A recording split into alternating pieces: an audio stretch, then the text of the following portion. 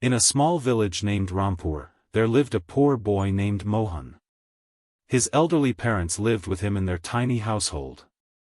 Sohan's family was extremely poor, neither did they own any land, nor did they have any proper means to get food. Sohan would labor all day, and whatever little he earned from that, he used to feed his entire family. Seeing this, his parents would often feel heartbroken. "We don't even have a proper house or our own land. Our son works all day in other people's fields, and even then, he earns so little," they would say. "We are nothing but a burden to our son." "Don't worry, Rima," his father would reply. "Our son is hard-working, and God is watching everything. Sohan has never done wrong to anyone. He works honestly and has seen many hardships since childhood, but he never gave up. One day, he'll surely earn a lot of wealth, and all his troubles will vanish." Hello friends, if you new here then don't forget to hit subscribe button, and if you like then hit the like button also, and don't forget to tell me in the comments where you from watching this video. Sohan always believed that even though his fate wasn't on his side at the moment, if he kept working hard, one day luck would favor him too, and all his difficulties would come to an end. One day, while Sohan was working in the fields of a landlord named Lalaram, he noticed that Lalaram was sitting under a nearby tree, looking very worried and lost in deep thought. Curious and concerned, Sohan walked up to him and asked, "What happened, sir? You seem very upset, like you're troubled by something. Please tell me, maybe I can help." Hearing this, Lalaram became angry. "You? Help me? Can you even help yourself? If you were capable of helping others, would you need to work on my land just to get 2 meals a day? Go back to your work and stop bothering me." "Sir, it's not like that," Sohan replied calmly. "Everything is a matter of time, it's all destiny's game. But one must always believe in hard work. Today my luck may not support me, but if I continue to work honestly and with dedication, fate will surely turn in my favor someday. Hard work and patience might delay the reward, but it never goes in vain." Listening to Sohan, Lalaram felt a wave of peace within. "Sohan, your thoughts are truly remarkable. Hearing you speak brings a strange comfort to my heart. Even with so many struggles, you live your life happily." "Sir, this is all because of my father's teachings," Sohan said with a smile. "Whenever I insisted on anything, my father would say, 'Son, we don't have the wealth to fulfill all your wishes, but remember this, life is like the weather. Sometimes it shines bright like the sun, full of happiness, sometimes it's cold and brings difficulties, and sometimes it pours like rain, bringing troubles. But just like every season passes, tough times in life also move on. The key is to hold on to patience and courage, because everything gets better eventually.'" "Wow," Lalaram said, "your father must be a very wise man. I'd love to meet him someday. But Sohan, let me tell you clearly what's been troubling me, maybe you really can help." "Please do, sir. Maybe there's a way out of it." "Sohan," Lalaram began, "there's an old ancestral land in the village that belonged to my father and has been in our family for generations. My brother and I share the rights to it. But a father and son from our village have taken control of that land. I wanted to file a case at the police station, but many influential people in the village support them. No matter how much I try, I can't seem to stop them. They've even started farming on that land now. My family's ancestral property is being snatched from my hands, and I'm helpless. That's why I'm so troubled, I don't know what to do anymore." "You're right, sir," Sohan replied. "Even if you seek legal help, you might not be able to win the land back easily." "Exactly, Sohan. Now you tell me, what should I do? I've been worrying myself sick over this. My ancestral land is being taken, and I can't do anything." Sohan paused and thought for a moment. "Sir, don't worry. Every problem has a solution. If you're willing, I do have one idea that might help you get your land back." "If there's really such a way," Lalaram said urgently, "tell me quickly, Sohan." "What is that method?" Lalaram asked. Sohan explained his entire plan to Lalaram in detail. After hearing it, Lalaram exclaimed, "Wow, Sohan! You are truly clever. This is a brilliant idea. If your plan works, I'm sure I'll get my land back. I promise you, if your strategy succeeds, I will give you a portion of that land in your name." "Sir, why are you saying this?" Sohan replied humbly. "You are my employer, and because of you, I am able to feed my family. Helping you is my duty, I don't want any land. You're a noble soul, Sohan. From tomorrow, begin working on this plan." Sohan went back to his fieldwork. The next day, he went to meet the father-son duo, Jugat and Vinod, who had taken over Lalaram's land. "Greetings, sirs. I was passing by when I heard from some locals that you might need laborers. Is there any work available for me?" "Hey, who are you?" they snapped. "Who told you we need workers? We don't need anyone. Sir, I'm just a simple laborer from a nearby village. I roam around looking for work. Somehow, I manage to earn a living doing odd jobs, sometimes farming, sometimes other labor." "Well, that's fine, but we currently don't have any work for you." "But sir, I heard that you are the biggest landlords in the village. You have lots of land, so I thought surely you'd need workers all the time." "I said we don't need anyone right now. Didn't you understand?" "Oh, I see, so what Lalaram said about you was probably true." "What did Lalaram say about us?" Jugat asked, now curious. "Oh, nothing, sir," Sohan replied, "I'll take my leave. Since you don't have any work, I'll look elsewhere." Just as Sohan was about to leave, Jugat and Vinod stopped him. They wanted to find out what Lalaram had said. "Hey, wait. Maybe we do have a job for you after all." Sohan immediately turned back and said, "Thank you, sir. Please tell me what needs to be done. I'm ready for any work, I have elderly parents to feed, after all." "Be patient," they said. "We'll tell you the work. First, tell us, what did Lalaram say about us?" "Well, sir, I used to work for Lalaram. But he's a miserly and rude man. I used to work day and night, and even then, he never paid me properly. We had an argument yesterday over this." "And then what? What did he say about us?" "In the heat of the argument, he said no one in the whole village pays better than him. So out of anger, I told him that the best-paying landlords are Jugat Seth and Vinod Seth, and that's why laborers flock to work for you." "Huh. You spoke the truth," they laughed. "We are the biggest landlords in the village, and it's our duty to pay fair wages to our workers." "Well said, sir. Lalaram can never match your level, not even in thought." Jugat and Vinod were flattered by Sohan's sweet-talking and decided to hire him. "Alright, let's get to business. You seem like a good man, and we could use someone like you in our fields. Start work from tomorrow." Days went by. One day, Jugat said to his son Vinod, "Son, this Sohan is incredibly hard-working.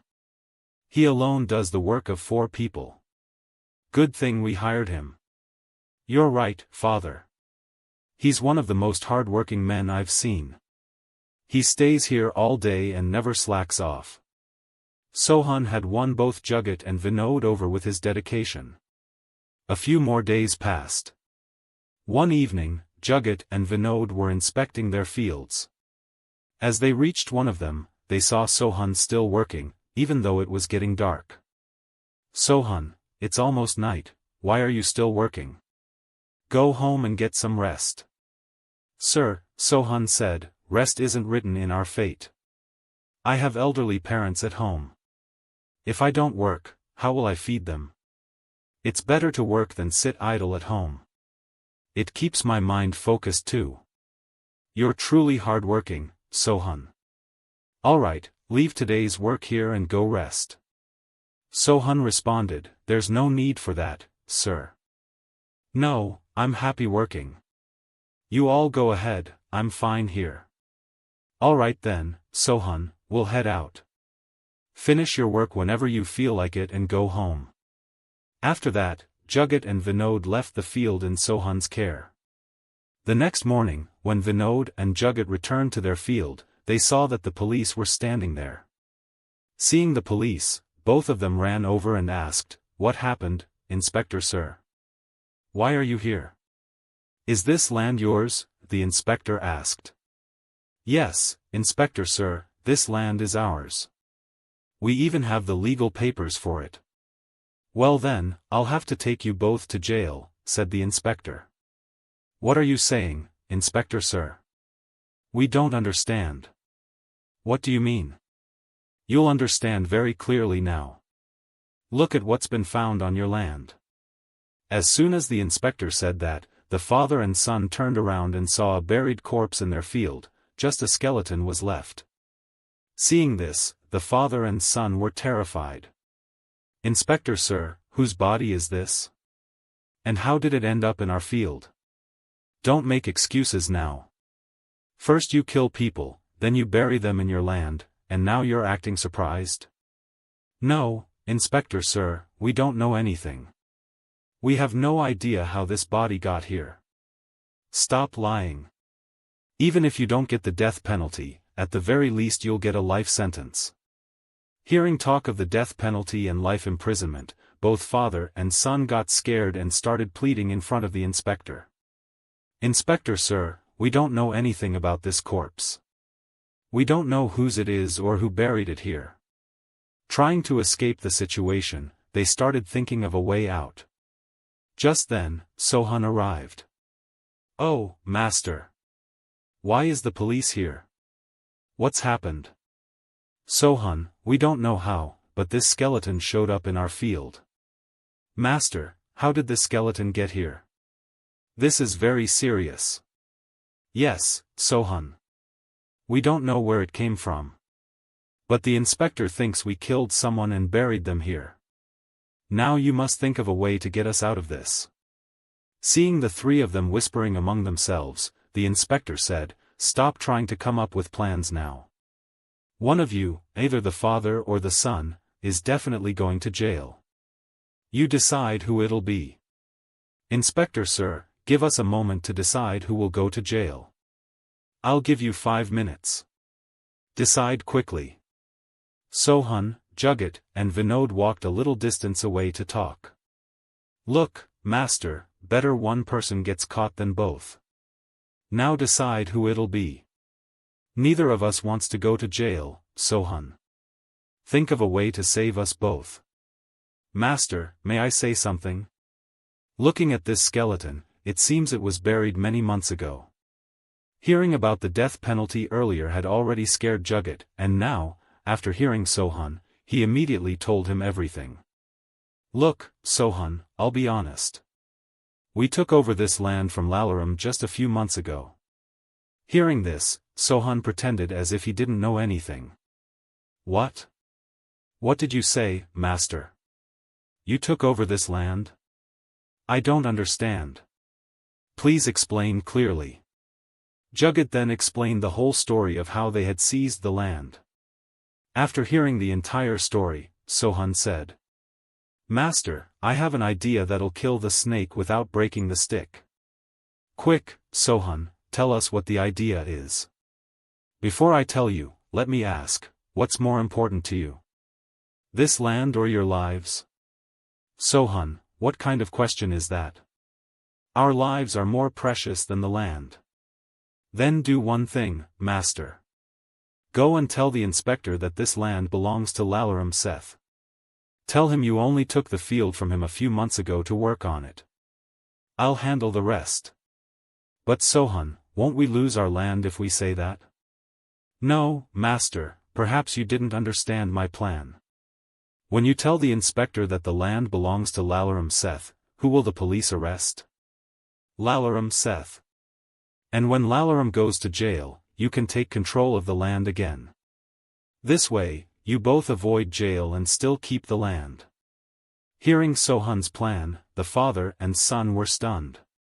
"Wow, Sohan, you're really clever. Till now you impressed us with your work, and now your brains are going to save our lives too. After that, the three of them went to the inspector, and just like Sohan had instructed, the father and son repeated the same words to the inspector. Inspector sir, this land isn't ours. We only took this field a few months ago to work on it from Lalaram Seth. When they themselves were trapped, they decided to drag someone else down with them. You want to save yourselves by trapping others, right? If you don't believe us, you can ask Sohan. He's been working with us for just a few days now. Before this, he worked at Lalaram Seth's place. Sohan, whose land is this? Inspector sir, this land belongs to Lalaram Seth. Jugat Seth and Vinod Seth have just started farming on this land recently. Hearing this, the inspector asked Sohan to call Lalaram Seth over. Sohan, go and bring Lalaram Seth here. Sohan immediately went and called Lalaram Seth, but Lalaram brought the village head with him. What's going on here? Why are so many people gathered?